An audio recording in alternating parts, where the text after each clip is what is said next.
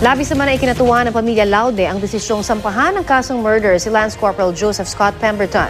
May 30 araw ang korte para pag-aralan ng kaso at ang posibleng magpapaaresto sa sundalong Amerikano. Balitang hatid ni Rida Reyes.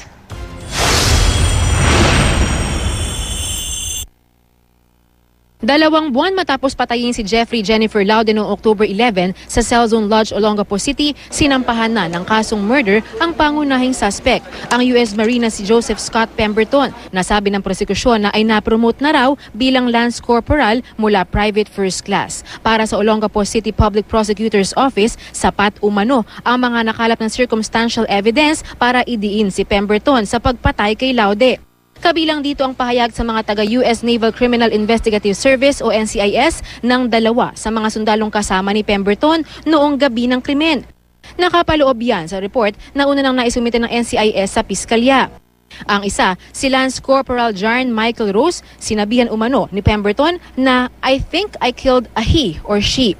Nasabi rin umano ng dalawa kay Corporal Christopher Miller na baka nakapatay nga si Pemberton. Naging basihan din ang mga resulta ng forensic examination ng NCIS. Base sa US Army Lab, may nakitang fingerprint ni Pemberton sa pambalot ng isa sa mga kondom na nakuha sa kwarto. Sa ngayon, hindi pa malinaw kung ito rin ang kondom na hindi nakitaan ng DNA ni Pemberton batay sa report ng PNP Crime Lab. Walang piyansa. Aggravated ng treachery, abuse of superior strength, and cruelty. Ngayon, bali yung mga yon sa treachery, papasok ng qualifying kasi kailangan kung hindi mo i-allege yung qualifying circumstances, ordinary lang siya, hindi siya magiging murder. Itinuturing itong special case kaya agad na niraffle.